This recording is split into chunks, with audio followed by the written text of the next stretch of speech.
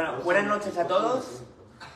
Damos la bienvenida y agradecimiento por estar aquí presente tanto al rabino y educador Joseph Galmon como la licenciada Janet Quaijenbaum. ¿Está bien? Le salió. Muy bien, muy bien. Bien. En Barcelona no le salió. Que nos dedicarán con una serie de conferencias en nuestra comunidad, tanto hoy como mañana. Agradecer una vez más a la organización Amielba Kehilá por estar en contacto con nuestra Kehilá y enviarnos a estos dos grandes conferencistas. En la charla de esta noche tenemos el placer de contar con el rabino y educador Joseph Galmon. Rab Joseph nació en Jerusalén, fue rabino en Cali, Colombia y Guatemala.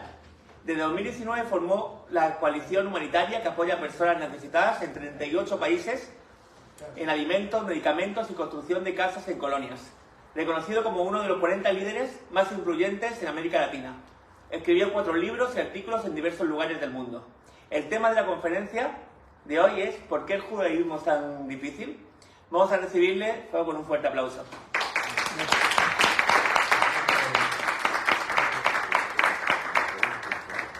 Bueno, Shalom. Es la palabra más importante ahora. No nada más el judaísmo es difícil, parece que el Shalom también es bastante difícil. Pero bueno, es un gusto venir por primera vez a Málaga.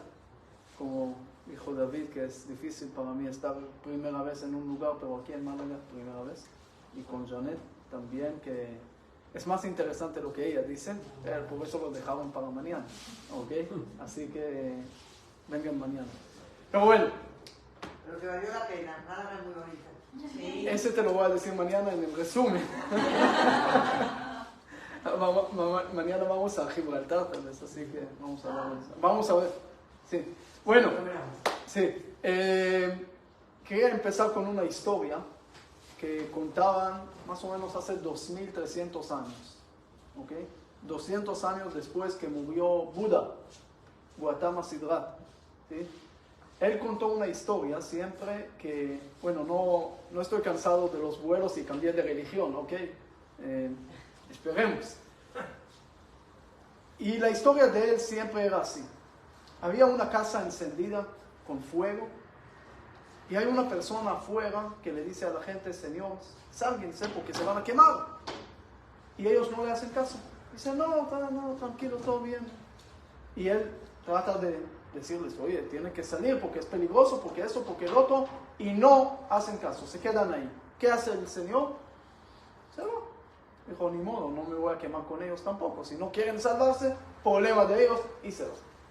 Eso siempre era el pensamiento de la rama tal vez más conocida del budismo, que se llamaba la Theravada, que lo encuentran en Tailandia y en otros países así, y que ellos dijeron, bueno, el líder que sea un religioso, es decir, religioso no es una religión teísta, pero quiere conseguir su nirvana, la gente alrededor no hace caso, él no tiene que perder su nirvana por la gente o por salvar más gente, que son gente terca que no hacen caso, sino puede ir a una cueva solito, hacer su nirvana, llegar a su lugar y ahí se acabó.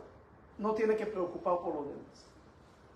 Unos años después se levanta la Mahayana, que es una rama un poco diferente, y cambia la filosofía del budismo y cambia también esa historia. Y cambia nada más un detalle dentro de la historia. En vez que sea una persona que está parada afuera explicando a la gente o suplicando a la gente que salgan, es un papá que sus hijos están adentro de esa casa. ¿Y ahora qué? ¿También va a ir a su nirvana solo? ¿O va a hacer todo lo posible, cualquier manipulación, lo que sea, para poder salvar a esas personas? Va a hacer todo, ¿verdad? Porque es el papá y son los hijos. Entonces ellos dijeron, nosotros en el mundo somos familia y no podemos ir por querer tener nuestra nirvana, perder a nuestros hijos, a nuestros hermanos. Tenemos que hacer todo lo posible para enseñarle el camino correcto.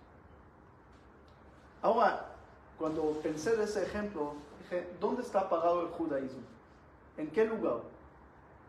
Algunos me dicen, también el judaísmo puede ser como la Theravada, es decir, yo quiero cumplir mitzvot, quiero cumplir, hacer mis cosas, si no, la gente no quiere ni no esto, me voy a un lugar, hago mis cosas y se acabó. Hay gente que aplican así. los hasídicos cuentan una historia parecida con una diferencia de dos justos. Hay dos personas que tienen frío. ¿Qué hace el primero? Compra una, ¿cómo lo llamas a chamarra? Un abrigo.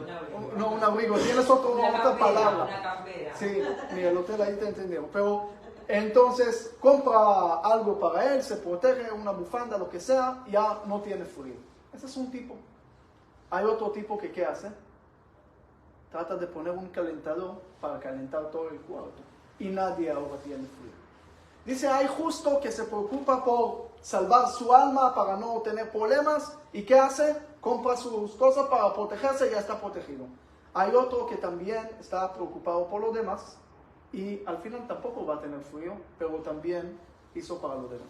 Pero es escapar un poco de la pregunta, porque al final el judaísmo, ¿qué te pide? Puedes perder parte de tu, vamos a decir, de tu judaísmo para poder salvar a los demás.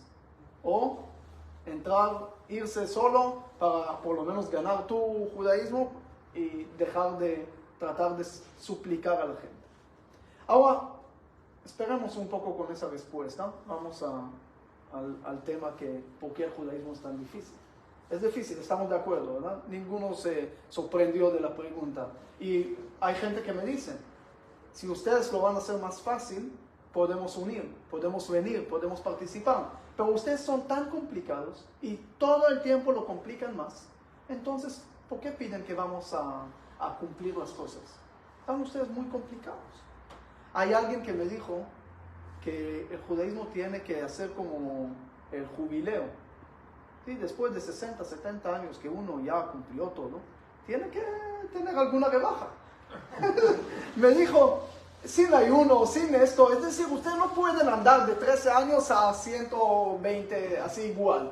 Es decir, hay sentido común, lo llamo. Entonces tiene que aplicar lo mismo. Entonces cuando me dicen esto, que el judaísmo tiene que ser más fácil, que es lógico, ¿no? Si queremos más gente, entonces me dijo, ustedes son, ¿cuántos es el pueblo judío en el mundo? Ustedes saben, es un error estadístico de un censo en China, ¿sí? ¿Cuántos son los chinos? 1.4 billones.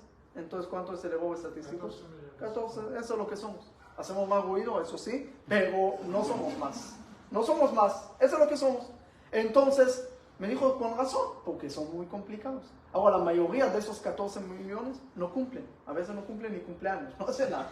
Entonces, algunos no cumplen, no hacen. Entonces, ¿y por qué? Otra vez me dijo, ustedes son complicados, dejen de complicar tanto la cosa.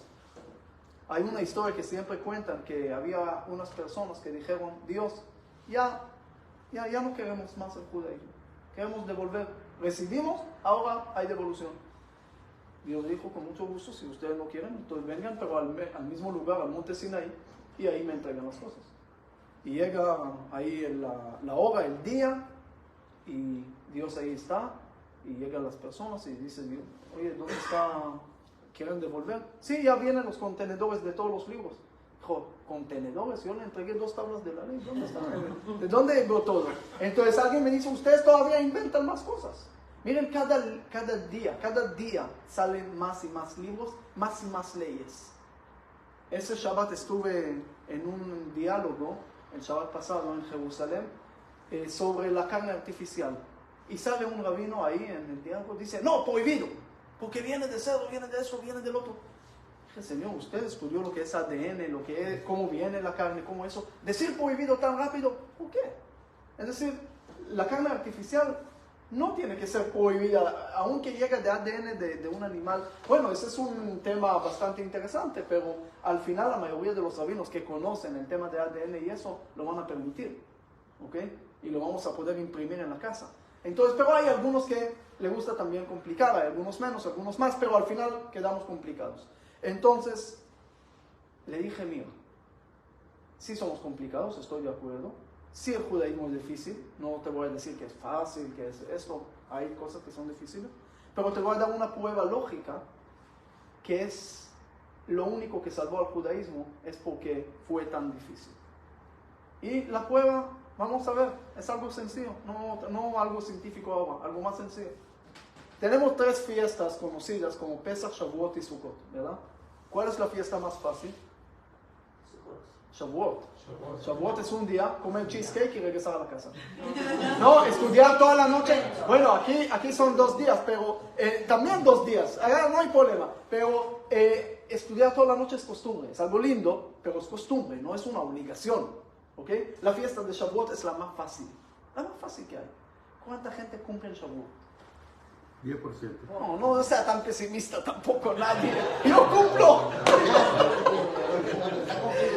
10%. Sí. 10%.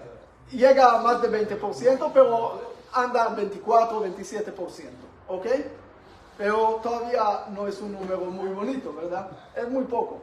Ahora Sukkot es más complicado. ¿Cuántos días son Sukkot? 8, pero esta fiesta es más alegría. Claro, pero hay que construir Sukkah, comprar 4 especies, esto, ir a la sinagoga, regresar, comer también. Pobrecito, queda muy difícil todo ese tema. Pero entonces, más difícil. ¿Cuánto cumplen Sukkot en Israel? 40%. Casi, llega a 48%, más o menos. Bueno, podemos discutir del porcentaje, no hay problema. Más o menos por ahí. ¿Cuál es la fiesta más complicada de eso? Esa. Es limpiar la casa, no comer esto, comer todas esas maderas. Si hubiéramos salido de Italia, podríamos comer pizza. O de aquí, ¿qué comen aquí? Bueno, no hay, está bien. Entonces, pero es mucho más difícil. ¿Cuánta gente cumple en Pesach? Casi 70%. ¿Cuál es el día más complicado que tenemos en el calendario? Yom Kippur. Yom Kippur. ¿Cuánto cumplen Yom Kippur? 90. 110%. Hay más gente que cumple. Es decir, lo que vemos aquí, ¿qué es el punto? ¿Cuál es el punto? Mientras es más difícil, más gente lo cumple. ¿Qué quiere decir eso? Que nos gustan las complicaciones de la vida. Las complicaciones, las dificultades nos traen el sentimiento y nos hacen conectar más. Ahora, ese no es nada más el judaísmo. Eso todo el mundo. Yo le voy a decir una historia personal, no sé si le pasó a ustedes. Nació mi hijo, ¿sí? En Guatemala, hace 7 años, no hoy. Y desde que nació, era complicado. Porque primero lloró mucho, no me dejó dormir. Pidió comer todo el tiempo. No fue al trabajo, nunca dijo gracias. Y siempre molesta. Entonces uno dice, complicado, ¿verdad? Pero ¿qué pasa? Cada día que pasa, lo quieres más, lo amas más. Más alegre. ¿Y por qué? No porque es fácil. No, porque Es difícil. No porque nació de tu sangre. La biología no trae sentimiento de amor. Un hijo adoptado también puede llegar al mismo sentimiento. Hay algunos estudios que hicieron sobre eso. Es decir, el tema no es la biología aquí. El tema es, inviertes en algo, te despiertas en la mañana, en la noche, esto haces, trae amor. Otro ejemplo de esto, el matrimonio. ¿Sí? ¿Sí? El matrimonio, no lo puede decir que es complicado, tu marido está escuchando, pero puedes culpar a la suegra, ese siempre. Justo alguien me dijo en Rosh Hashanah que cuando tocan el shofar, el rabino explicó que es para confundir al diablo. Dijo, yo estuve mirando a mi suegra y estaba tranquila, nada confundida, no, estaba muy bien. Pero bueno.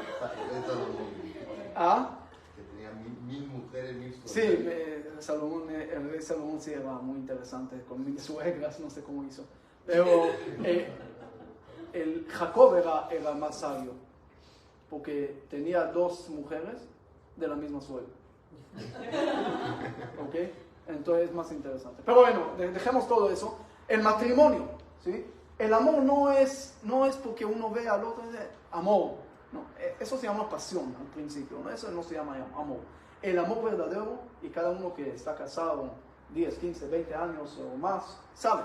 Mientras uno invierte, uno trabaja, el hombre con la mujer con el hombre, no es fácil. ¿Alguien va a decir que el matrimonio es fácil? No es fácil, pero el sentimiento y el amor y todo lo que tenemos del matrimonio, esa felicidad, llega nada más gracias a esa dificultad que se llama matrimonio. Gracias a eso nada más recibimos ese sentimiento. Si no, no nace el sentimiento. El sentimiento nace por esa dificultad que tenemos. Y gracias a eso podemos llegar a tener, bueno, si la gente piensa con una expectativa que se va a casar y se le van a abrir todos los portones de la alegría y felicidad y no va a tener que trabajar, te va a llevar una sorpresa. Porque al final la decepción, ¿qué es? La expectativa menos realidad suma decepción. Y eso es lo que vas a llevar. Entonces, si tu expectativa que todo va a estar bien, ¿ustedes saben dónde está escrito eso? Según me dijeron, la Torah, todo lo que escribe tiene algo para aplicar. No escribe cuentos nada más para llenar el papel, ¿verdad? Entonces, ¿por qué nos cuenta que Jacob se casó con Raquel y le dieron a Lea y le hicieron trampa? ¿A alguien, a ustedes le pasó esto? ¿Sí? Por lo que sabes. ¿Sí? Hasta todavía estás como dudando. Pero ¿a quién le pasa esto hoy en día que quiere casar con una y de repente se encuentra con otra? Entonces, ¿por qué la Torah nos cuenta esa historia? Pero la respuesta es muy sencilla. Porque sí, nos pasa a todos eso. A todos y a todas. Porque cuando nos casamos, tenemos una imagen enfrente que estamos seguros que nos casamos con una Raquel que imaginamos. O también la mujer con el hombre. Piensa que se casa ahora con el hombre de los sueños y que no sé qué, y que no hay defectos y que todo va a estar bien y que todo excelente y todo muy bien. De repente después del matrimonio se encuentran los defectos. Porque todos tenemos defectos. Yo tengo defectos, ustedes tienen, todos tenemos defectos. Al principio no se ve, después se empiezan a ver todo. Y eso es lo que pasa a nosotros. Casamos con una Raquel que imaginamos, pero después del matrimonio de repente es una Lea, es una diferente. Es lo que no querría. De repente encuentro otras cosas. Y uno dice, ¿por qué? ¿Y cuál es la solución entonces? Dice el otro, hay que trabajar. ¿Sí? Eso. Aquí no hay recetas, aquí no hay amuleto, aquí no pones hilo rojo, aquí no vas a rezar al templo. Puedes rezar al templo, pero para tener paz en la casa, la única opción es trabajar. Trabajar a veces 7 años o más. Pero después que Jacob trabajó, ahí logró encontrar a su Raquel. Es decir, si quieres, es Raquel, sí, ella está bien. Pero a veces el problema somos nosotros, pensamos que tienes que trabajar. Si yo le cuento cómo me casé, eso también es una historia muy, muy interesante. Hasta hoy, cuando pienso de eso, porque yo estuve en México, ¿sí? Todavía como soltero, y no tenía intención de casar ni nada de esto. Pero había una pandemia en México en 2009, era la pandemia de los cerdos, así se llamaba, era una influencia. Era algo muy complicado y yo no tenía seguro médico ni siquiera. Un joven israelí, ¿por qué va a ser seguro médico? ¿Por qué voy a pagar si no recibo nada a cambio? Entonces, no hay seguro médico. Y yo tenía miedo de ir, es decir, de tener esa influencia, un hospital en México, de Hospital Ángeles. Una noche vale como tiquete a Israel con todos los gastos. Entonces dije, estuve con un amigo, dije, regresemos a Israel. 2-3 semanas, después vamos al lejano oriente, vamos a conocer un poco, y ya pasa el tiempo y regresamos a México. Bueno, está bien. Hicimos esto, compramos el tiquete a Israel y 2 semanas y media más o menos después ya teníamos el tiquete a Delhi, a la India. Llego a Israel y había una familia religiosa que yo viví, no viví ahí, pero hice Shabbatot y estuve mucho en la casa de ellos.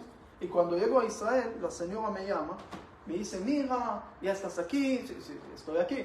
Y tienes que salir, ¿te acuerdas de una chica que te hablé, que es para ti, que no sé qué, que tienes que salir, que hablaron por mail? No había ni WhatsApp. Bueno, me siento muy viejo, pero... Entonces, sí, hablaron que esto, que el otro, tienes que salir con ella.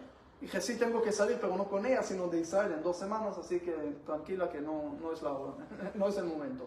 No, ¿cómo así? Así. No puede ser, no me puedes dejar mal. Yo ya le dije, ¿por qué le dijiste? Tu problema. Mira, sálgate con ella, yo pago el café, lo que sea, pero tiene que salir. Después me costó mucho más, pero él dijo, le dije, ok, voy a salir, pero con una condición, que lo voy a decir desde el principio, que no tengo la intención de casarme ahora.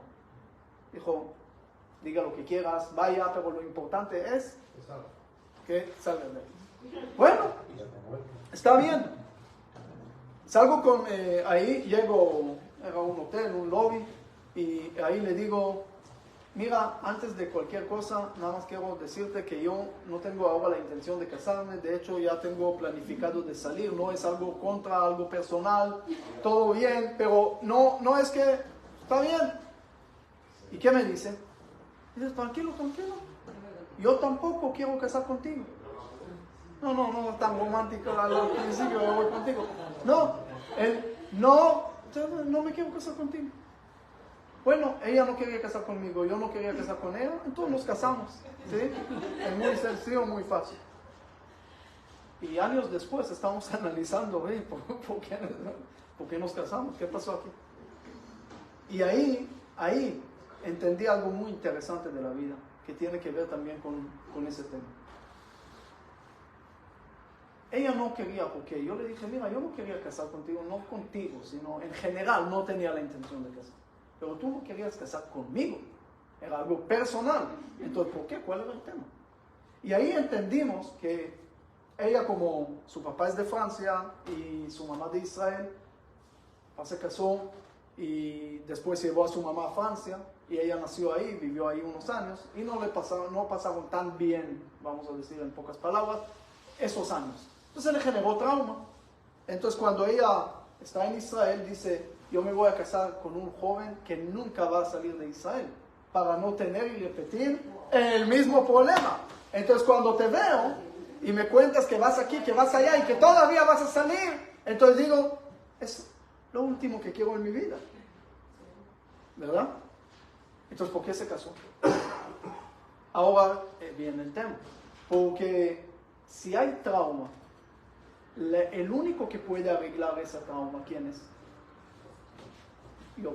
No, perdón por la humildad, pero no es porque yo arreglo traumas, sino si tu trauma es salir de Israel porque la vez que saliste entraste en problemas y había no sé qué, entonces la única forma de arreglar eso es salir ahora de otra forma positiva para poder arreglar esa salida.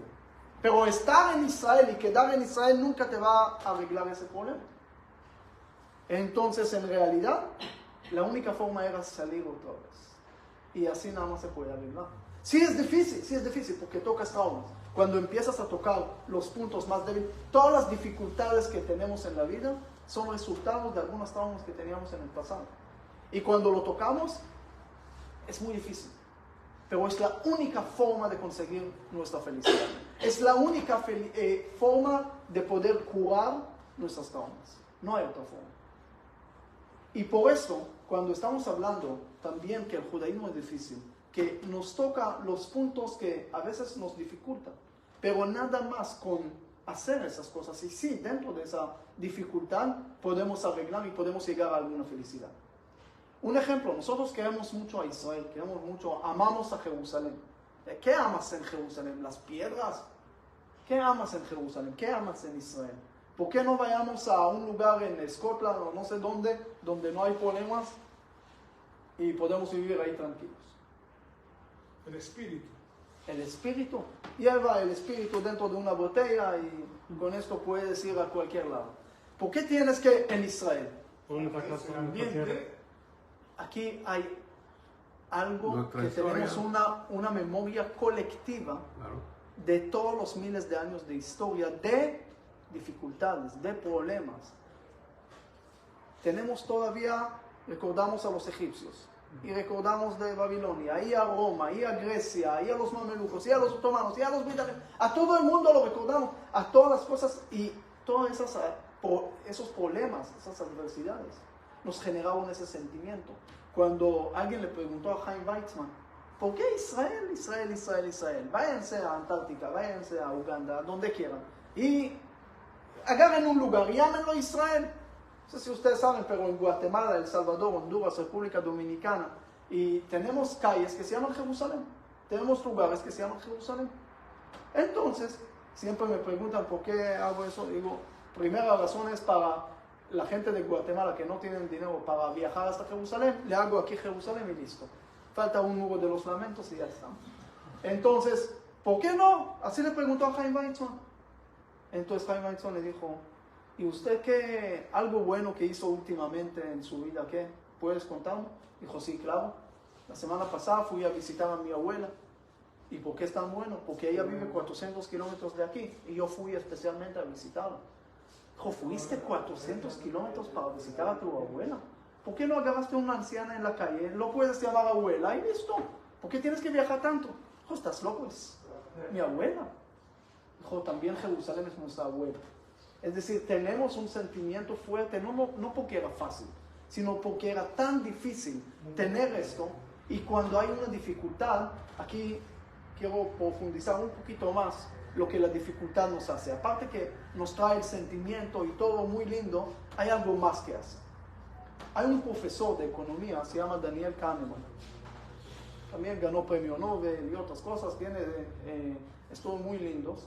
Y una de las cosas que él dice, que cada uno y uno de nosotros tenemos dos personalidades. ¿Ok? Tenemos, y él lo llama Ani Misaper, la persona que cuenta, y la persona que experimenta, la persona que vive. ¿Ok? Es decir, tenemos la persona que tiene, en este momento estoy hablando, ustedes están escuchando, es una personalidad del presente, y tenemos una personalidad que resume las cosas. ¿Ok? Y a través de eso él explica muchas cosas. Porque, ¿qué pasa?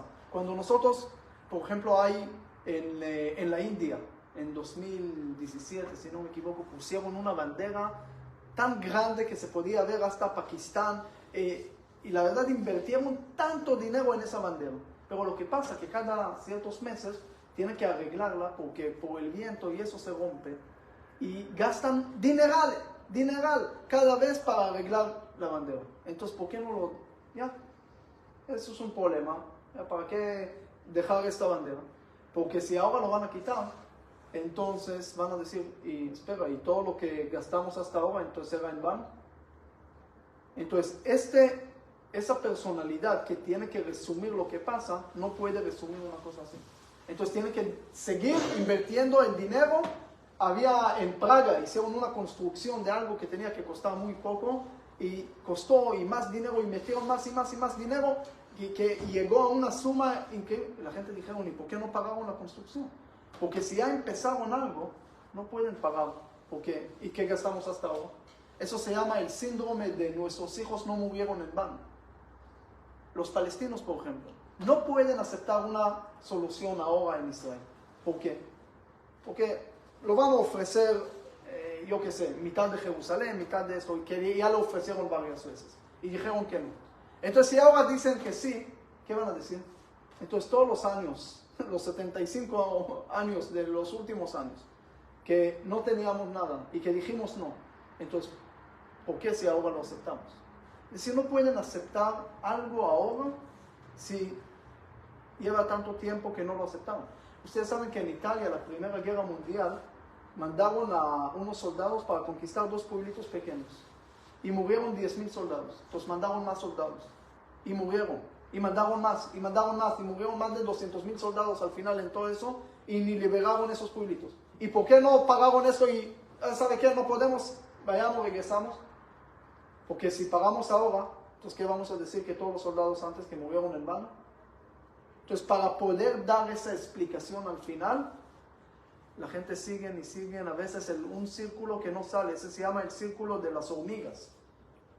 Los científicos encontraron, no sé si era en Ghana, una vuelta, un círculo de hormigas que hacen vueltas y vueltas hasta que mueren. Y encontraron que la primera hormiga se equivocó el camino y todos lo siguen y no saben salir de esto hasta que se termina la fuerza y se mueren. Y a veces nosotros, ustedes dicen, esas hormigas tontas, pero nosotros a veces hacemos lo mismo. Seguimos círculos en la vida sin poder salir de esto, porque debemos siempre tener una explicación a lo que hacemos. Tú haces algo, tienes que tener una explicación. Entonces, de repente no puedes... le voy a dar un ejemplo para entenderlo mejor. Fue un estudio un poco complicado, pero una cosa para entenderlo un poco mejor. ¿Por qué las mujeres quieren diamantes? Dice que es la materia más fuerte de la naturaleza. Es la única cosa que puede suavizar una señora. Pero, ¿por qué las señoras quieren diamantes? ¿Cuál es la lógica que está atrás? No sé si piensan de eso o si es la lógica verdadera, pero es una de las explicaciones. Porque cuando el hombre invierte en algo tan costoso, va a tener que justificarlo. O va a salir que ama a la mujer y por eso invirtió, o que era tonto y gastó en vano. Entonces, el mismo sacrificio que hace para comprarlo fortalece su amor. La misma dificultad. ¿Quieren un ejemplo totalmente diferente? Un señor en Mesopotamia antigua que sacrificó su hijo para Dios. ¿Qué hizo esto? Sacrificó su hijo para Dios. ¿Y eso qué hizo? Uno puede decir que la religión me pide tanto, me voy a alejar. Y ese le hizo nada más al revés. Fortaleció su religión. ¿Por qué? Porque al final tiene que traer una explicación para él. Y si la religión al final no va a creer en la religión, entonces ¿qué sale? Que es un tonto, que perdió su hijo en vano. Entonces, para no salir tonto, la única explicación es que tiene que fortalecer siempre su fe en su religión. Entonces, todos los sacrificios que hacemos al final para una mujer, para una religión, para un Dios, para lo que sea, al final fortalece nuestra creencia, fortalece nuestros sentimientos, porque vivimos en un círculo y siempre lo que hacemos va a fortalecer más. Voy a dar otro ejemplo que, para entender hasta qué punto o qué ganamos con esto. Porque quiero llegar al primer ejemplo que di de la casa encendida. En muchas religiones en la historia, ¿okay? ¿Qué pidieron de la persona? Simplemente dar lo que él puede para Dios, ¿okay? Si era sacrificar sus hijos, dar sus cosas, sus diezmos, lo que sea, y darle para Dios, porque ese era el pensamiento. Yo estoy aquí para darle a Dios y punto. El judaísmo lo cambió. El judaísmo no pone a Dios en el centro, sino pone al humano en el centro. ¿Cuántos versículos hay sobre la creación del mundo en la Torah? 35 versículos. Sobre el humano hay más de 1500. Es decir, el humano está en el centro. Y Dios le dice, tú crees en mí, está bien, pero yo creo en ti. Y ese es algo mucho más importante. Porque Dios no hace las cosas completas. Y no lo digo yo, lo dice Rabbi Akiva. A un ministro romano, a Tornosufos, le dice, Dios no hace la creación completa para que nosotros tengamos que completarla. Es decir, ¿hay maldad en el mundo? Sí. ¿Y por qué Dios hace las cosas malas? ¿Por qué hay cosas malas en el mundo? Es tal vez la pregunta más difícil de la historia. ¿Quién no preguntó esto? ¿Por qué pasan cosas malas? ¿Y cuál es la respuesta? Para que uno cada uno. ¿Ah? Para que resalte las buenas. No hay luz sin sombra, ¿no? Y Dios no podía crear un luz sin sombra. Es decir, todo eso empieza después de la... ¿Por qué hay tantas cosas malas en el mundo? Y una vez escuché que Dios no quiere que entendamos por qué pasan cosas malas. Porque si vamos a entender, lo vamos a aceptar. Si lo vamos a aceptar, lo vamos a justificar. Si lo vamos a justificar, no lo vamos a cambiar. Y Dios te puso en este mundo para cambiar. Si ves un niño con hambre, no puedes decir, mira, yo reflexioné, medité, llegué, no sé qué, a la conclusión que era reencarnación de Hitler. Entonces ahora, ¿qué hice? Entendí por qué tiene hambre, porque es un castigo, pongamos, ¿ok? Y no le voy a dar comida, porque es un castigo. Y Dios no quiere eso. Dios quiere que si ves un niño con hambre, sin filosofía, dale de comer. La filosofía lo dejas para otro lugar, para otro tiempo. Pero ahora ves una necesidad, tienes que responder. No estás aquí en el mundo para filosofar por qué pasan las cosas malas, sino responder y traer el bien. Esa es nuestra obligación en este mundo. Mientras más lo vamos a hacer, más nos vamos a conectar con el mundo. Y el ejemplo de eso, ahora estamos en las últimas lecturas de Génesis. Génesis, ¿cómo empezó? Empezó muy lindo, empezó muy bien. ¿Qué pasó ahí en Génesis? Dios creó el mundo. ¿Es algo bueno o malo? Buenísimo, ¿no? Perfecto. ¿Y después qué? Le dijo al humano, no comas del árbol. ¿Y qué hizo el humano? Comer. ¿Y qué digo siempre? Que si fuera chino, podía comer a la serpiente. Pero bueno, él comió el árbol. Entonces, ¿comer el árbol es bueno o malo? No. Malísimo. Okay. Pero después, ¿qué sale? Después de comer del árbol, ¿qué pasa? Pues se dio cuenta de Sí, y después, ahí en los versículos que dice que va a tener hijos. Sí. Antes no. ¿Y los hijos son buenos? Bueno. Claro. Entonces recibió la noticia que va a tener hijos. Por eso cambia el nombre de su esposa. Antes se llamaba Isha, porque llega de Ish, no tiene esencia, es un objeto. Después del pecado lo cambia y lo llama la mamá de la vida. ¿Por qué la mamá de la vida si te trajo la muerte? Porque ahora entendió que su esposa va a traer los hijos y es la mamá de la vida. Y entonces va a seguir. Entonces, los hijos son buenos. Después de eso, ¿qué pasa? Los hijos no dejan de pelear. Todo el tiempo están peleando. Caín, Dios le dice, no mates a tu hermano. ¿Y qué hace? Mata a su hermano. Isaac pelea con Ismael. Jacob con eso. Lea con Raquel. José con los hermanos. Todos están peleando. ¿Hasta dónde llegan a Egipto? Y eso es malísimo porque pelean. Pero ahí, ¿qué le pasa a Yosef? ¿Qué le pasa a Yosef ahí? Se hace el rey. Entonces, ¿es bueno o malo? Buenísimo.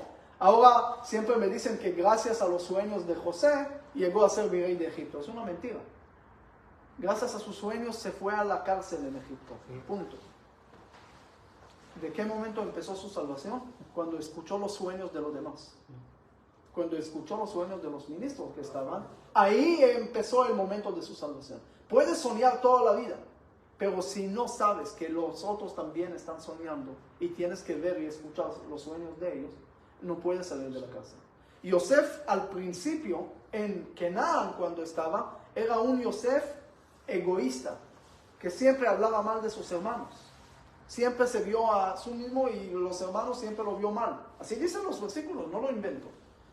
Entonces lo metieron al pozo, se lo echaron ahí. ¿Y ahí qué pasó? En la física hay algo que se llama cuando una partícula se cae en un pozo cuántico, entonces se pierde su energía. Pero como la segunda ley de la termodinámica dice, no se puede perder así nomás, se transforma. ¿En qué se transforma? En luz. Eso es lo que pasó a José. Yosef se cayó en el pozo, una partícula, pero ahí se transformó en luz, porque cuando está en la cárcel en Egipto, entonces está viendo a los demás. Y ese es el momento de su salvación. Entonces, ¿bueno o malo? ¿Dónde estamos? Bueno. Pero ahí trae a toda la familia, porque le da comida y todo. Y ahí empieza la esclavitud en Egipto. Y eso es malo. Pero gracias a la esclavitud y a Egipto, salimos de Egipto, recibimos la Torah en Monte Sinaí y tenemos casi todas las piezas relacionadas con la salida de Egipto. Entonces es muy bueno. Pero después hacen el pecado del becerro de oro y todos los problemas que... Entonces es malo. Pero después entran a Israel, tierra prometida, Josué, conquista y toda la cosa, y esto es muy bueno. Construyen el templo además y todo. Pero después llegan la Babilonia, y antes, 100 años antes, llega el exilio de los 10 tribus y el rey de Asiria, y después y matanzas por todos lados, y van a Babilonia, y eso es malo. Pero al final de Babilonia, ¿qué pasa? El milagro de Purim. Israel escritor, suben a Israel, se reúne el pueblo de Israel, construyen el segundo templo, y eso es muy bueno. Pero después, ¿qué pasa? Lo destruyen, llegan los romanos, se guerra entre los hermanos, entre los hijos de Shonzion, la reina, y problemas por todos lados. Se destruye el segundo templo y eso es mal. Pero llega el exilio. En el exilio, ¿qué pasa? Todo el Talmud de Babilonia y de Jerusalén, toda la parte de la Torah oral, viene en Babilonia, en el exilio, gracias al exilio. Ahí, ese es bueno. Bueno, no vamos a pasar toda la historia, pero al final tenemos el holocausto, ¿no? Que es lo peor que nos pasó al pueblo judío. ¿Y después qué pasó? El Estado de Israel. ¿Qué es lo mejor que nos pasó? Para ahora. Y después pasó 7 de octubre, no podemos decir que no, era una oscuridad tremenda, pero ahora nos espera lo bueno. Estamos en esperanza. Esperamos. ¿Ok? Mira, si toda la historia es así, entonces no puede ser una excepción. Entonces tenemos que esperar a lo bueno. La pregunta no es que yo no soy profeta para decirte qué va a pasar. La pregunta es ¿por qué es así? Tiene que haber un motivo. Sí, claro, ¿por qué es Círculo así? de la vida. ¿Por qué el juego de bueno y malo todo el tiempo? ¿Por qué pasa eso? El círculo de la hormiga, ¿no? Durante un año, Israel, el pueblo de Israel se ha estado peleando durante un año por el problema de la Está bien, pero digo, toda la historia funciona bueno, malo, bueno, malo, bueno, malo. ¿Por qué? El círculo de la hormiga.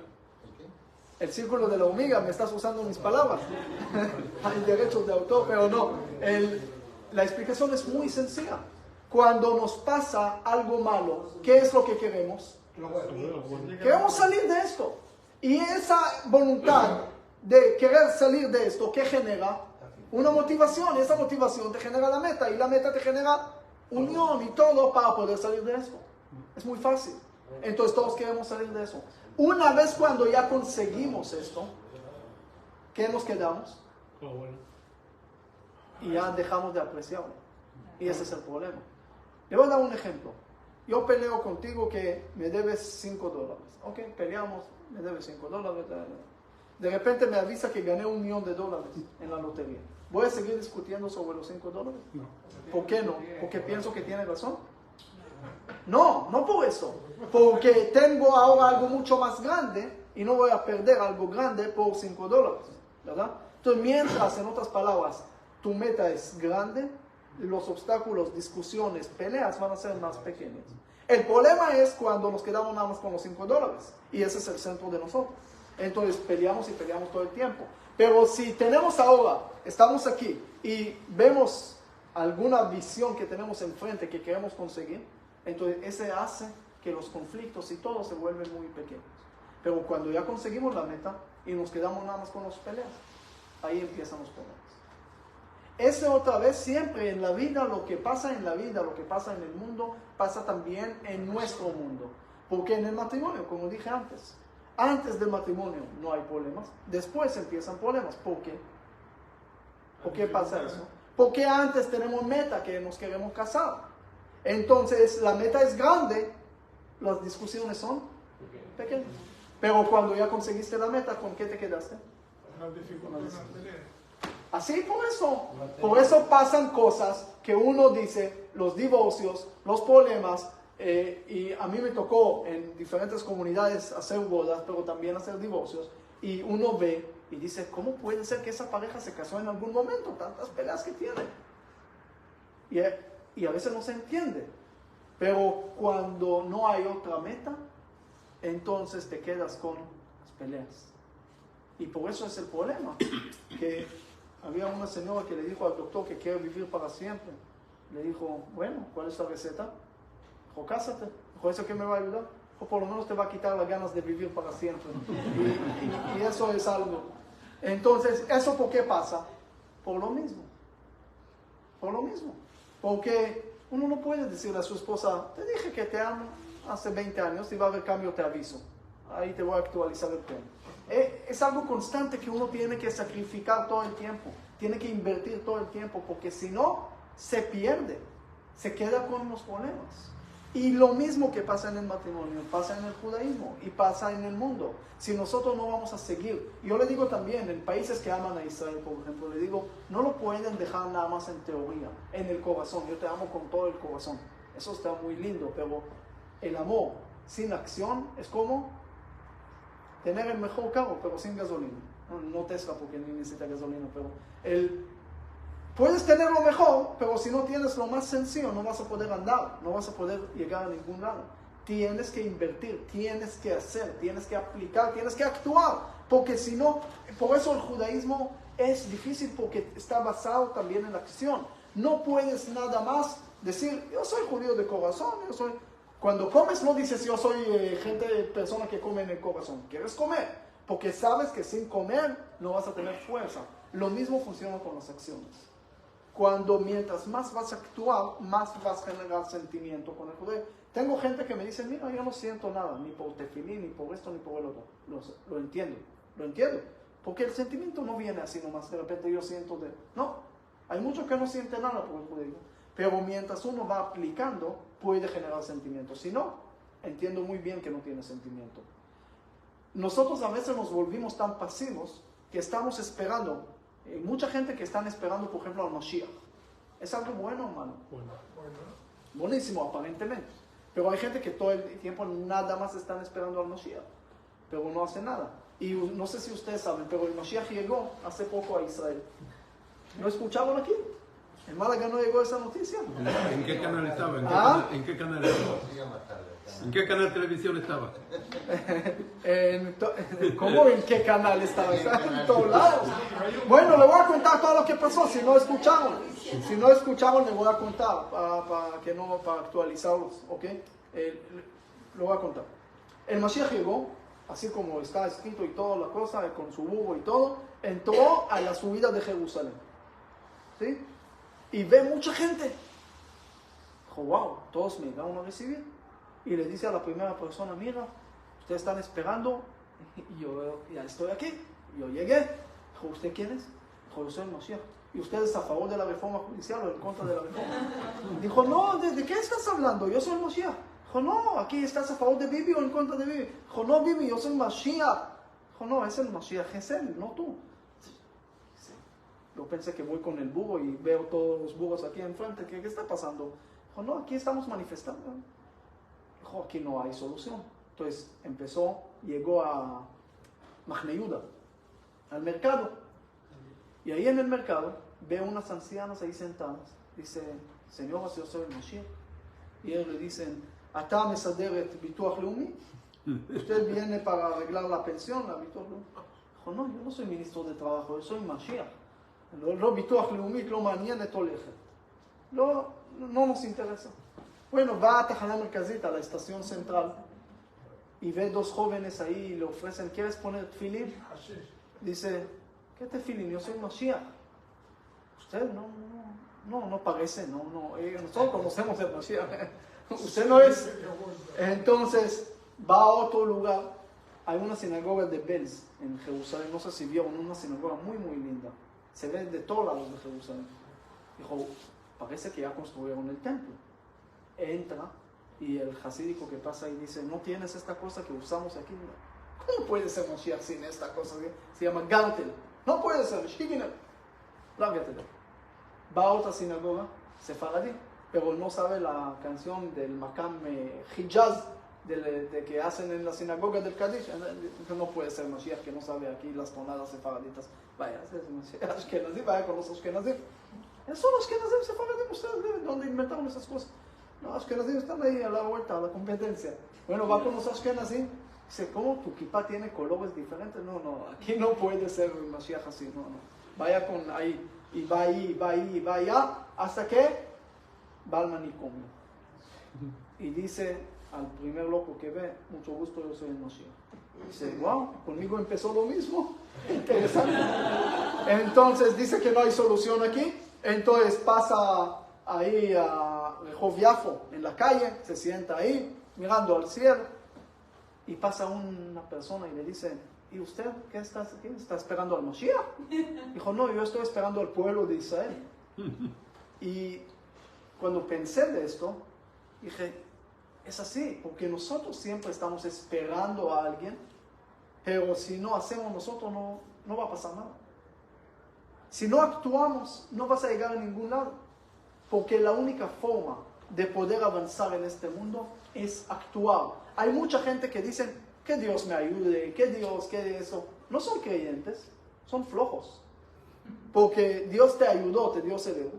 Ahora, yo puedo pararme bajo lluvia y terminar el libro de los Salmos, escribir uno nuevo, leer toda la Biblia y todo para no mojarme. ¿Y qué va a pasar? Te vas a mojar. ¿Por qué? Porque Dios no ayuda a los flojos y a los tontos. Ya te ayudó para poner una sombrilla o entrar a la casa. Si no usas tu cerebro, entonces ¿qué va a pasar? Te vas a mojar. Pero yo recé, pero yo hice. Está bien, pero no hiciste lo mínimo. Por eso cuando Moisés está en el primer encuentro con Dios en la zarza, ¿y qué ve? Fuego. ¿Qué es? ¿Qué está viendo? ¿Fuego? ¿Así? Una historia de fuego. Bueno, Shakespeare escribió historias más lindas. ¿Cuál es el tema aquí? ¿Qué es lo que nos quieren Lo raro que he visto decir? que no se quema. El arbolito no se quemaba. Estaba ahí un minuto. ¿Cómo sabía que no se quema? Tal vez se va a quemar. En ese minuto el fuego no lo ardía ni nada. Estaba allí disimulando. ¿Cómo? Se metió hasta ahí para ver. Dice, no se cambió así. Espérate, paciencia, tal vez se va a quemar. ¿Cómo sabes que no se va a quemar? ¿Y cuál es el tema? Pero aquí hay algo mucho más importante. Moisés no está viendo nada más un fuego, está viendo una cosa. Aquí hay lo que nosotros también siempre estamos hablando. Moisés está viendo sufrimiento. Ese es el fuego. El sufrimiento del pueblo de Israel. Y él dice, Dios, si tú existes, porque hay sufrimientos, porque hay fuego. Y si hay fuego, ¿dónde estás tú? ¿Y qué Dios le responde? Moisés, yo estoy aquí. No te da gente. ¿Entiendes o no? ¿Quieras o no? Estoy aquí. Es decir, si tú no entiendes que estoy, no quiere decir que ya no existe. ¿Verdad? Si yo no entiendo cómo funciona el celular, no quiere decir que ya no existe el celular. Entonces Dios le dice, yo estoy. Ahora te molesta el fuego, entonces vaya a apagarlo. Vaya a sacar el pueblo de Egipto. ¿Por qué estás aquí parado? ¿Qué quieres?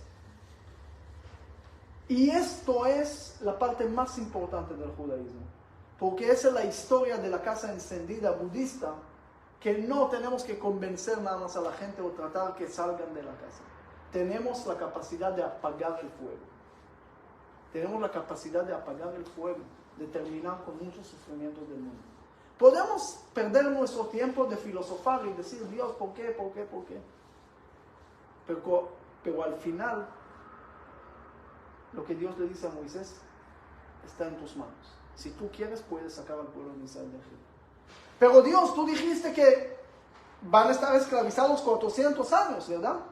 ¿Cuántos pasaron cuando Moisés está ahí? 210. Entonces, ¿cómo voy a sacar al pueblo de Egipto? Dice que gracias a las mujeres salimos de Egipto. Sí, en verdad no es chiste. Dice que gracias a las señoras logramos salir de Egipto. ¿Y qué tiene que ver eso? Porque las señoras llegaron con Dios. Es una respuesta profunda según la cábala, la mística, no sé qué. Pero lo voy a decir rápido. Las señoras llegaron con Dios, dijo, Dios, por favor, saca al pueblo de Israel de Egipto.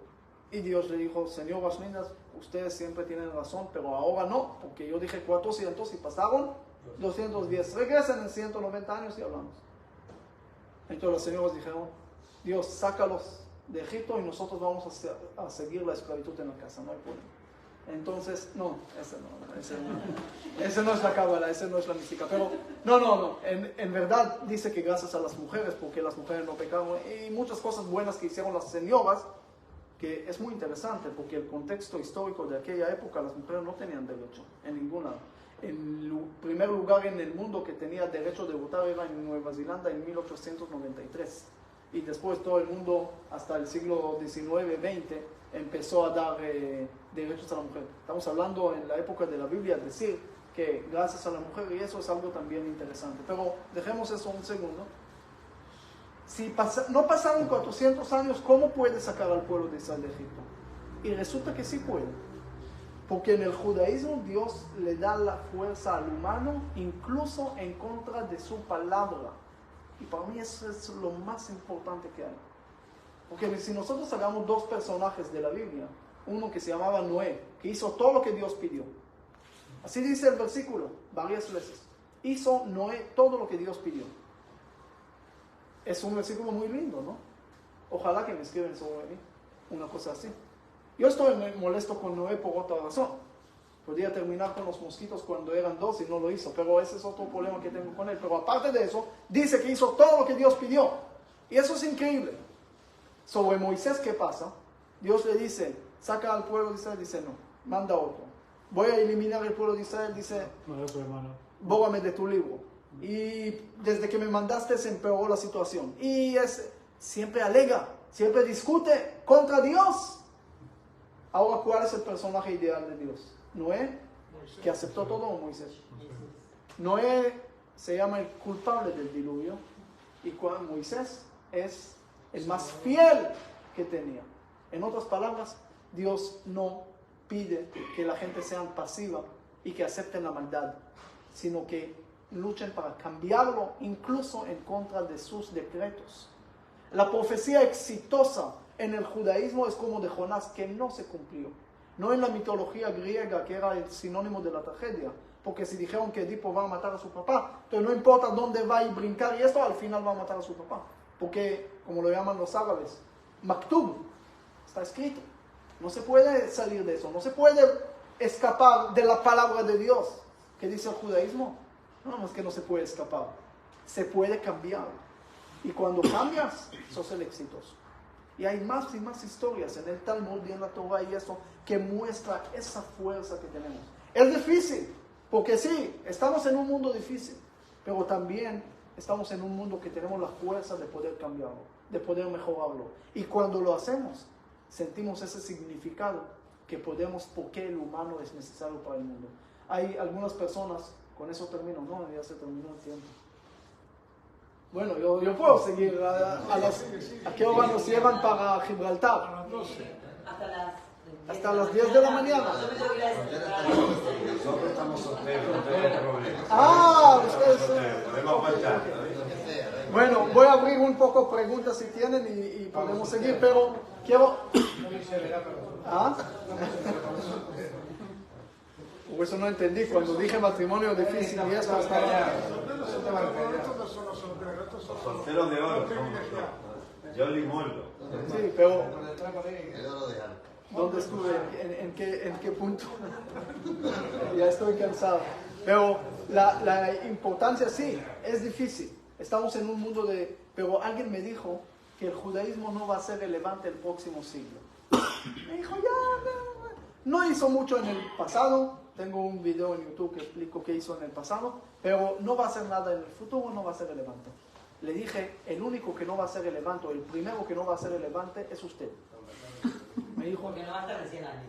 No, pongamos que sí, ok, pongamos que sus nietos, lo que sea, pero sea lo que sea tu trabajo, la inteligencia artificial lo va a hacer mejor. Sos cantante, sos diseñador gráfico, ¿qué sos? ¿Qué haces? Un rabino también. Pongamos aquí un holograma de Moisés y te va a responder las preguntas de acuerdo a Ashkenazí, Sefaradí, cualquier rama que quieras que puedas. Hicieron una entrevista con inteligencia artificial, respondió mejor de todos los rabinos y no se equivocó. ¿Y qué hacen los rabinos? ¿Qué van a hacer los rabinos entonces? ¿Cómo? ¿Van a desaparecer los rabinos? No vamos los rabinos, también las personas. Había un rabino que llegó a hacer la charla y pusieron todos los celulares para grabarlo y se fueron. Entonces él puso una grabación y se fue también.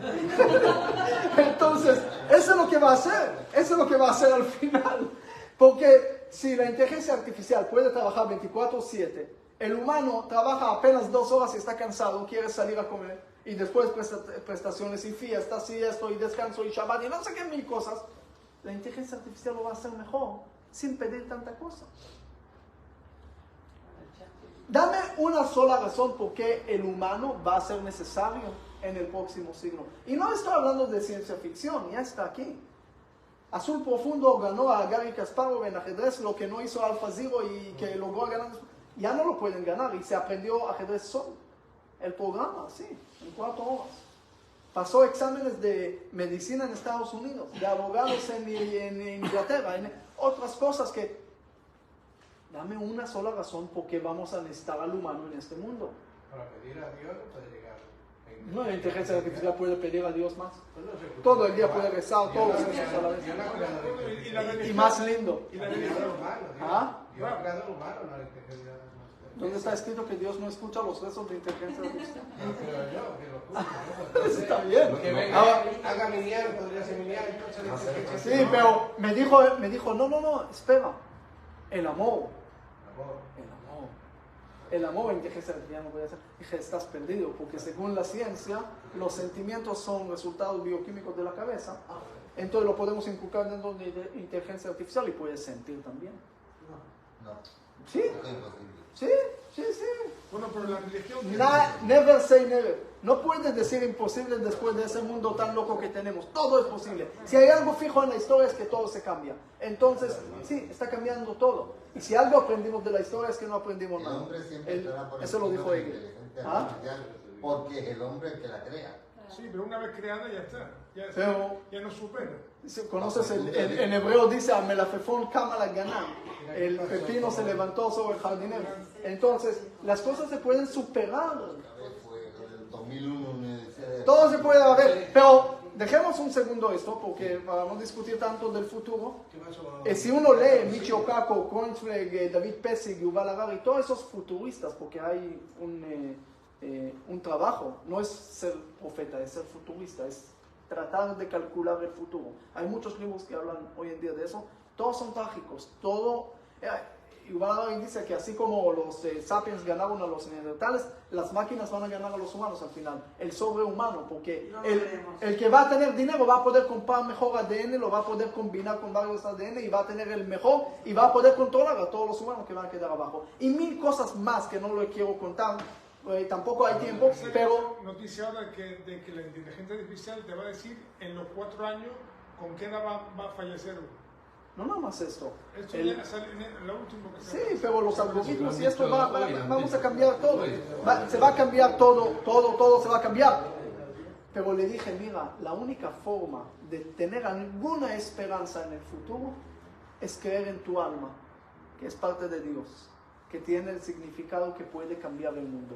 Porque la inteligencia artificial funciona como una simulacra, con toda la data del pasado. Todos los animales tienen pasado. El único que puede imaginar el futuro es el humano.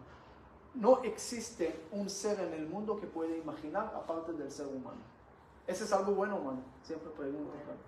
Malo. Porque te lo voy a explicar fácil. El humano puede... Primero el humano imaginó cosas y empezó a pelear por sus propias imaginaciones. Un ejemplo. Imaginó que hay frontera aquí, Alemania y Francia. ¿Existe eso en la realidad? No. ¿Existe gato alemán y gato francés? No. ¿Pelean un gato musulmán, un gato judío? No. ¿Quién pelea todas esas peleas extrañas? El humano. El humano inventó cosas y empezó a pelear por las mismas cosas que él. Es increíble, es que hagan su propia imaginación. Es aquel beduino, porque por el calor a veces se imaginan cosas. Los hijos lo molestaron y no le dejaron dormir. Entonces se levantó y le inventó una mentira. Dijo, ¿ustedes por qué están aquí? En el mercado reparten dulces. Se fueron todos los niños corriendo. Se fue a dormir. Después de un minuto dice, el mercado reparte dulces y yo estoy aquí. Yo voy también. Se fue. El humano hace su propia imaginación y empieza a pelear por esto. Inventaste una cosa y no dejas de pelear por esto. Ahora el humano tiene otra falla. Puede estar en Playa de Carmen tomando agua de coco, haciéndolo mejor y sufriendo por una trauma del pasado o por el cheque que tiene que pagar tomorrow, mañana, en el futuro. Es decir, el humano constantemente daña su presente por algo del pasado o algo del futuro. Si agarras un gato, agarras un tigre o lo que sea, está tranquilo. No tiene ni peleas con su ego, no tienes ni pasado y no tiene ni futuro. No, ni mañana cheque que preocupa. No tiene todo esto. Un pájaro quiere viajar a Estados Unidos, hace así, hasta ahí. Nosotros que tenemos que hacer tantas cosas para viajar. Mira, el humano es un fracaso.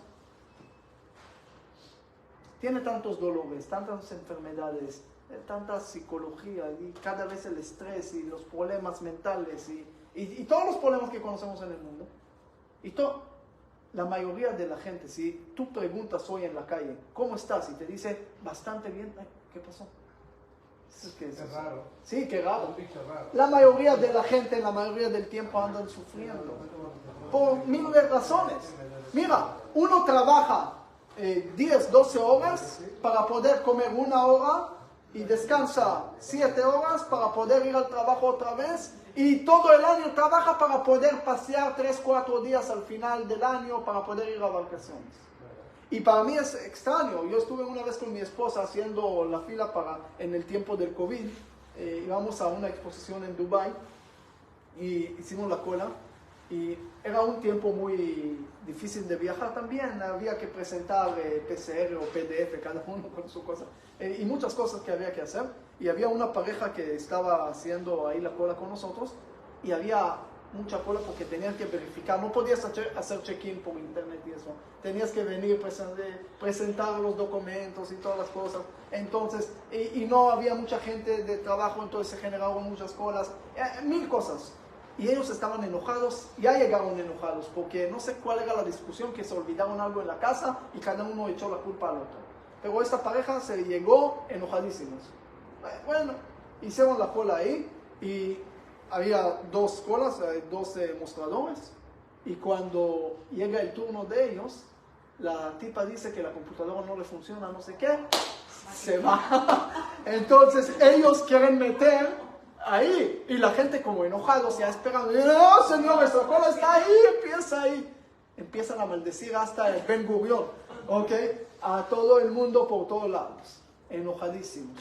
¿Okay? Y cuando ya llegan a hacer la cosa, nosotros ya terminamos el check-in ya y vamos para allá y esto, y lo vemos corriendo porque le faltaba algo para imprimir y estaban buscando dónde se imprime la cosa, y con otras maldiciones creo que llegaron al rey Salomón también. Y así empezamos todo el camino y por todos lados. Bueno, llegando al avión, nosotros ya estamos sentados, el avión casi se despega, pero todavía está esperando, y llega esos dos, ya todos están sentados. Y ellos llegan y pelean entre ellos, que lo compraste, que yo quería comprar el libro y no me dejaste por tu perfume y al final no sé qué. Enojados todo el camino. ¿Y dónde se sientan? Atrás muerto. 3 horas la verdad, 3 horas de peleas. ¿Ok? De cosas de, no sé de dónde, de todo. Bueno, ya, llegamos a Dubái. También ahí había que presentar cosas y esto. Cuando sales del avión y esto, hay un tren. Para entrar al tren no se podía entrar todos porque por la gente, por esto. Entonces pasa la gente, el tipo está ahí, pasamos nosotros, ellos están atrás. Dice, espérense al próximo tren. 15 minutos ahora tienen que esperar. Bueno, ahí despedimos de ellos. Llegando al Expo de Dubái, había un lugar que se llamaba el Expo y eso donde está. Y había un lugar que era de Israel. Entonces llegamos ahí, mi esposa y yo, un día después. ¿Y a quién encontramos? A ellos. ¿Y qué hace la señora? Está con su celular tomando selfie. ¿Con qué? Con la pantalla que atrás estaba el desierto de Judá, de Israel. Dije, mira la gente loca. Están haciendo tanto esfuerzo, tanto dinero gastó, trabajó todo el año para sacar un selfie con el desierto que lo tiene al lado de la casa. El humano es un fracaso. Porque todo el tiempo, por su imaginación. Cuando los animales no tienen todo ese problema. Por un lado. Por otro lado, cuando Moisés le pregunta a Dios, ¿cuál es tu nombre? ¿Qué Dios le dice? Eye. No, la traducción exacta es, seré lo que seré. ¿Qué es? ¿Qué es este nombre? ¿De dónde sale esta cosa? Para mí es excelente, porque Dios le dice un mensaje a Moisés, le dice, mira Moisés, ¿quieres salir de Egipto? ¿Quieres sacar al pueblo de Egipto? Yo soy el Dios de Abraham, Isaac y Jacob, yo soy el Dios del pasado también. Pero no me hables del pasado, no me hables de todo lo que sufrieron ahora en la historia. Háblame del futuro, de qué quieres hacer. Yo, mi fuerza como Dios, dice Dios, está en el futuro. Deja de decir todo el tiempo, me quitaron, me hicieron, me esto, me lo otro. Sálgate de Egipto. Cuando el pueblo de Israel sale de Egipto, Dios le dice un versículo increíble. Cuando leí la primera vez ese versículo, lo leí muchas veces y no entendí. Cuando lo entendí la primera vez, me causó rabia. Dios dice, no rechaces a los egipcios. Oye, Dios, cuando Amalek llegó una vez a atacar a Israel, elimínalo, bórralo esto. Egipto nos esclavizaron 210 años y ¿qué dices? No lo rechaces. ¿Por qué? Porque estuviste invitado en su tierra. ¿Invitado? Esclavo. ¿Y qué Dios nos dice con esto? Señores pueblo de Israel, ¿ustedes quieren levantar como pueblo de Israel? Dejen de sentir víctimas todo el tiempo. Nos hicieron, nos esclavizaron. No tenemos que recordar todo el tiempo la esclavitud. Tenemos que recordar la salida de Egipto, no la esclavitud en Egipto. Siempre hablamos de Yetziat Mitzrayim, la salida de Egipto. Recuerda la salida, no recuerda todo el tiempo. No, me hicieron, soy pobre, soy miserable. No, con esto no vas a poder llegar a ningún lado. Por eso Dios le dice, háblame del futuro. El humano es el único que puede proyectar y cambiar el futuro. Es el alma que es parte de Dios que tenemos. Ese es el nombre de Dios que tenemos que usar. Por eso cuando en esas semanas estamos leyendo, todos los hijos de Jacob se reúnen en Egipto y dice Jacob, vengan, reúnense porque le voy a contar el futuro. Y no le cuenta nada. ¿Qué está ahí? Entonces pensé que es la misma explicación. Jacob le dice a los hijos, dicen, a mí no me importa lo que pasó. Él podía preguntar, oye señores, ¿cómo Yosef está aquí? Ustedes me dijeron que estamos muertos. O le preguntaron a Yosef, ¿y usted qué hace en Egipto? No le preguntó. Porque Jacob le dice a los hijos, yo sé que pasaron cosas extrañas, raras, malas entre ustedes. Lo que pasó, ya pasó. Ahora vengan a escuchar el futuro. O mejor dicho, vengan a hacer y a fabricar el futuro. Porque ustedes pueden fabricar el futuro. Si quieren todo el tiempo andar en el pasado, váyanse para allá. Pero si quieren construir el mundo, tienen que construir el futuro. Por eso, ¿en qué momento el pueblo de Israel se forma, se establece como el pueblo de Israel? ¿En qué momento? En Egipto dice que era pueblo de Israel. En Egipto también dice Paró, este pueblo de Israel, dice que era pueblo de Israel. Pero en Matán Torah, como dice David, dice hoy te volviste un pueblo. Pero hoy o en Egipto, las dos respuestas son correctas. Porque hay forma de ser pueblo cuando compartes problemas juntos, un pasado pesado, esclavitud, compartes juntos algo malo, difícil, te une también. Pasamos 7 de octubre, nos une. Es parte de ser pueblo, compartimos problemas juntos. Pero Dios le dice al pueblo de Israel, no sean pueblo por el pasado y por los problemas. Hoy te volviste un pueblo porque hoy vas a compartir una visión al futuro juntos. Y eso es lo que va a dar fuerza a ustedes. Por eso siempre digo, y para mí personalmente es importante, pero también en comunidades fuera de Israel, no podemos hablar todo el tiempo del antisemitismo. Nos odian, nos hicieron, nos mataron, nos eso. No es el discurso todo el tiempo que tenemos que escuchar. Sí, hay algunos que nos odian, pero hay mucho más filosemitismo. Sí, eso es lo que vas a preguntar, ¿verdad? Hay mucho más filosemitismo, hay mucho más amor a Israel que odio. Pero no se habla del amor a Israel.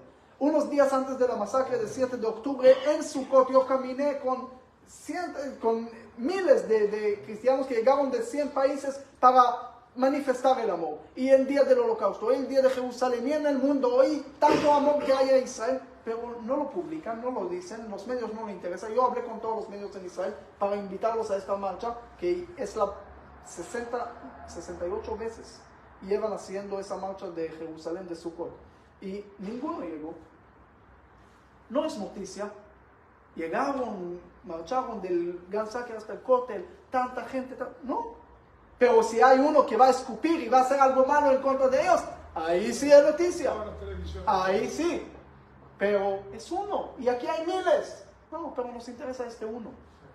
Esto es el problema. Entonces no podemos hablar todo el tiempo, nos odian, nos quitan eso. Mira, lo que quiere odiar al pueblo de Israel, el problema es de él. El odio le va a comer y le va a hacer daño y le va a perjudicar su salud. Yo no tengo nada que ver. Es decir, ¿quieres odiar a Israel? Adelante, amigo, no tenga pena. Ódialo. ¿Cuál es el problema? Hay uno que en Turquía que apenas habló y ya se murió. Yo no entro en esas cuentas de Dios y digo que es por eso o por el otro. Pero a mí no me importa. Es decir, yo no pretendo que todo el mundo me ame. Yo en el día que el presidente de Chile no quería recibir al embajador, yo estuve en Chile, en Rancagua, 2 horas de la ciudad. Hicimos ahí una actividad con los hospitales, una actividad humanitaria. Y llegó una periodista y me dijo, ¿y por qué será que no lo quieren si hacen tantas cosas buenas? Y digo, señora, yo no lo hago para que me quieran. Mi esposa me quiere, mis hijos me quieren. Ya, con eso es suficiente en la vida. Ustedes me quieren o no me quieren, yo regreso a Israel. No para eso llego a hacer las acciones. No me importa. Ustedes, es la decisión de ustedes, si quieren creer o querer o lo que quieran hacer. Yo sigo haciendo lo que yo debo hacer. Y yo voy a mejorar el mundo. Y yo voy a poner más luz. Y si ustedes quieren hacer más luz, hagan más luz. Si ustedes quieren hacer oscuridad, también tienen la opción. Problema de ustedes. Es decir, al final lo que va a quedar con toda esa amargura es ustedes. Entonces nosotros no tenemos que pelear tanto en contra de la gente que nos odia. Problema de ellos. Solo tenemos que fortalecer a la gente que nos ama. Y tenemos que hablar más de la gente que nos ama. Porque ese es el futuro. Esa es la luz. Esas son las cosas correctas del mundo. Hoy en día no hay mucha, ¿no? Hay muchísima gente, mira. Aquí mismo en España. En España, pero no me puedes decir nada más en España. España no es el ejemplo. Pero también en España hay mucho. Mira, a mi opinión. te entiendo perfecto porque tu opinión es la opinión clásica y la opinión más común del mundo. Y yo hablo en Shabbat, en donde voy y digo eso, me dicen, usted es un ciego o no sabe, o está metido en una cueva y está metido en su casa y no sabe nada. No, Señor. Yo viajo por todo el mundo, ¿ok? Y estuve también en muchos países árabes y te digo que hay mucho más. Bueno, hay mucha gente que no le importa ni a favor ni en contra de Israel, quieren vivir su vida y a veces nosotros le metemos el tema todo el tiempo. Usted antisemitismo, ¿qué es antisemitismo? A ver, está viendo cosas en contra de Israel. Bueno, yo soy antisemita. Ese no es el tema, pero hay mucho más apoyo a Israel y amor, mucho más que puedes imaginar. En África, en Asia, en América Latina, hay millones de personas que rezan, a veces diariamente, a veces nada más en domingo, a veces en viernes, por Israel. Sabes que en Pakistán hay un grupo fuerte, sabes que en Kurdistán hay gente que cada viernes empieza... ¡No! Ellos son musulmanes en Kurdistán. Kurdos, ellos por supuesto aman a Israel, pero también en África, pero empiezan su rezo en viernes con un apoyo a Israel. Yo creo que son los medios son los culpables de todo el segundo. Mira, no quiero culpar a los medios no están en contra de Israel, los medios están a favor del dinero. Y donde hay dinero, hay temas que generan problemas. ¿Y quién le da tráfico al tema? También estos medios están ayudados por Irán. Sí, mira, podemos dar todas las excusas del mundo, pero al final la pregunta es, si queremos construir un pueblo, el rabino Soloveitchik lo llamó, ¿estás en Israel por el pacto del destino o por el pacto, lo llamó Brit Goral y Brit Yehud? ¿Por el pacto del destino o por el pacto del propósito? ¿Qué estás en Israel? Estoy en Israel porque me mataron en el holocausto y ahora tengo la justificación de estar en Israel. Nada más por eso estás en Israel, porque te hicieron, porque te mataron, No, estamos en Israel porque tenemos muchas cosas buenas para dar al mundo. Estamos con una visión para el futuro, no estamos nada más por el pasado. Entonces, hay algunos que nos odian, que sean muchos, que sean pocos, pero no tenemos que perder todo el tiempo ahí. Tenemos que enfocar más en lo que nosotros hacemos y cómo iluminamos, porque al final no vas a pelear y a ganar la oscuridad con los palos, ¿ok? Con golpes no vas a ganar ninguna guerra de esto. Entonces, ¿qué piensan? Que si yo voy a dar un discurso y voy a hacer un evento muy lindo en contra del antisemitismo, el antisemitismo va a decir, wow, había pollo y carne de cordero ahí, qué evento tan lindo, voy a poner amor a Israel, voy a amar a Israel, ya, se fue suficiente con el odio. No, pero a veces hay gente que aman cuando nos odian y empiezan a odiar cuando nos aman. Porque cuando hablo del amor me dicen, no, es que es el interés que esto... el odio lo recibe, pero cuando le hablo del amor entonces se molesta. Hay mucho amor en Israel. Estamos viviendo en épocas muy especiales que nunca Israel tenía. Escuché al rabino Lau, sobreviviente del holocausto, que él dijo, no pueden decir que lo que pasó en el 7 de octubre, que era algo muy malo, estuve viendo lo que pasó en los kibutzim, trabajé los primeros días y también los últimos días, la semana pasada estuve en Abu Kabir y en otros lugares viendo pedazos quemados y cosas terribles. Era muy terrible, pero no es holocausto, no es la misma época. Ahí no teníamos a dónde ir, ahora tenemos el Estado de Israel. A pesar de todo lo que pasó, somos fuertes. Todavía tenemos un Estado próspero, tenemos un Estado que ilumina, tenemos un ejército, tenemos muchas cosas buenas que no se perdieron. Si algunos nos quieren hacer perder eso, no está perdida la esperanza. Aunque los huesos, los muertos que dio el profeta Ezequiel, pero todavía existe aquella esperanza, que todos los imperios que trataban de eliminarlos, ellos fueron eliminados.